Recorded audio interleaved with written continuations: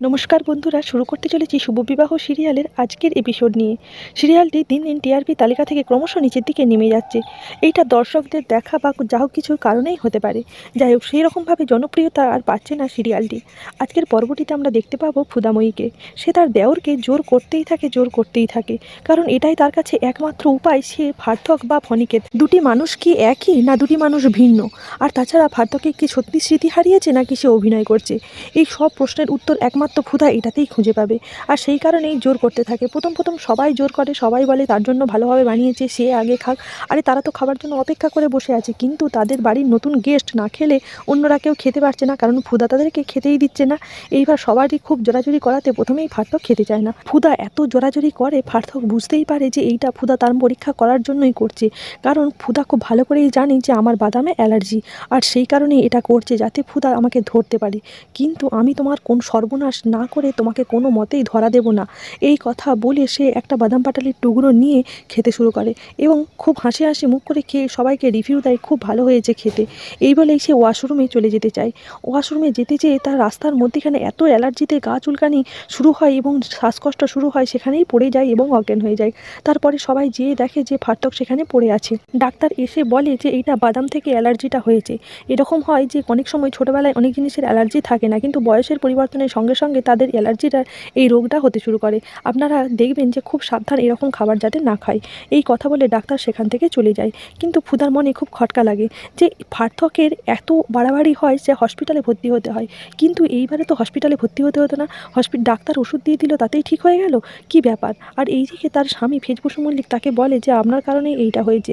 জ্ঞানত বা অজ্ঞানত আপনিই খাবারটা খাইয়েছেন, তাই আপনার পানিশমেন্ট হলো সারা রাত জেগে আমার এই ভাইটার সেবা শুশ্রূষা করা। ক্ষুধা বলে ঠিক আছে, আমার সেই শর্তে মঞ্জুর।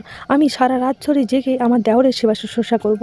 এই বলে সে সেই ঘরেতেই থাকে, আর সেই ঘরেতে ফেজও থাকে। বাকি সবাই চলে যায়। এইবার ক্ষুধা ইচ্ছে করে করে ফেজের গায়ে পড়া নাটক করতে থাকে, ভালোবাসার গান করতে থাকে, অভিনয় করতে থাকে। ওই ফার্থক মুখার্জি ইরিটেটেড হয়, আর কতক্ষণ সে এই অভিনয়টা চালিয়ে যেতে পারে সেটাও তাকে দেখতে হবে। এই বলে সব গান অনুষ্ঠান এইসব করা শুরু করে।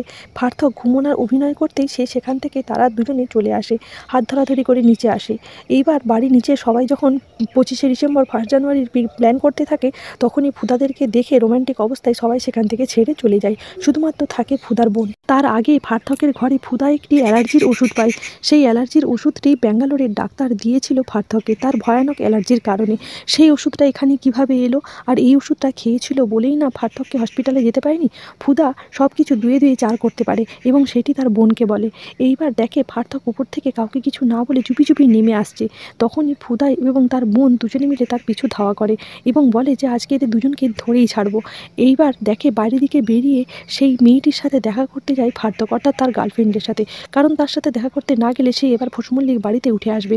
দূর থেকে তারা দুজনে ভিডিও করতে থাকে। কিছু টাকা নিয়ে ফার্থক তার গার্লফ্রেন্ডকে দেয় এবং বলে এই টাকাটা নিয়ে আপাতত চুপ করে থাকতে, কারণ সে একটা অনেক বড় মিশনে নেমেছে। এই মিশন তাকে সফল করতেই হবে, তাহলে তাদেরকে আর কে আটকায়। এই বলে কিছু টাকা রেখে দেয় এবং বলে এখান থেকে চলে যেতে, তার সাথে কোনো রকম যোগাযোগ না রাখতে। ফার্থক প্রয়োজন হলে ঠিকই তার সাথে যোগাযোগ রাখবে। এই বলে মেয়েটির সাথে কথা বলে। অন্যদিকে ফুদার বাপের বাড়ি অর্থাৎ ফাচার্য বাড়িতে বৌদি আর তার ননদের মধ্যে কথা হয়, অর্থাৎ ফয়েল রানী মন মরা হয়ে বসে থাকে। ফয়েল রানীর বান্ধবীর বিয়ে। বৌদি এসে আরও উস্কে দেয়, তোর অত বড় বান্ধবীর বিয়ে হচ্ছে অত বড়লোক ঘরে, তুই গেলি না তো? তুই যাবি কি করে? তোর সব আরও বান্ধবীরা আসবে, তারা বলবে তাদের বলেরা কত বড় চাকরি করে, কত গাড়ি নিয়ে আসবে, আর তুই কিনা শেষে একটা গুন্ডাকে বিয়ে করেছিস, তুই মুখ দেখাবি কী করে? এরকমভাবে বলতেই তাকে ইরিটেট করে এবং সে বলে বৌদি তুমি এখান থেকে যাও, আমার ভালো লাগছে না। এই সব কথা বলে যখনই ননদের মাথাটা বিগড়ে দিতে চায়, তখনই সেখানে সেই ফোনটে চলে আসে এবং হাতে করে একটি গিফট নিয়ে এসে বলে যে আমি কিছু দিতে পারিনি ঠিক কথাই, কিন্তু আমি বউকে খুব ভালোবাসি আর ওর ভালোবাসা আদায় করেই ছাড়বো।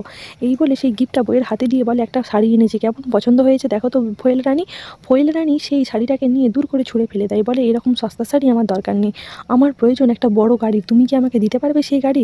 তার স্বামী বলে আমি সব কিছু তোমার জন্য করতে পারি, আর এই সব কিছু করে তোমার মন আমি নিয়েই ছাড়বো।